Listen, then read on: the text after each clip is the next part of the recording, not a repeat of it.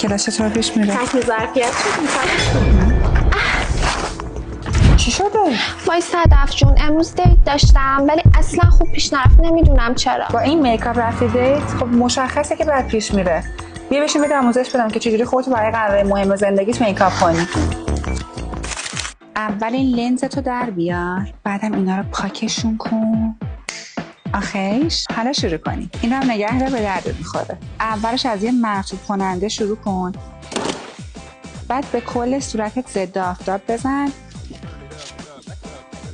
بعد با یه بیوتی بلندر بیبی کرم خیلی سبک که همرنگ پوستت باشه یه لایه خیلی نازک رو پوستت بزن. از یک لیپ بام استفاده کن، از یک کانسیلر استفاده کن که خیلی از پوستت روشن‌تر نباشه.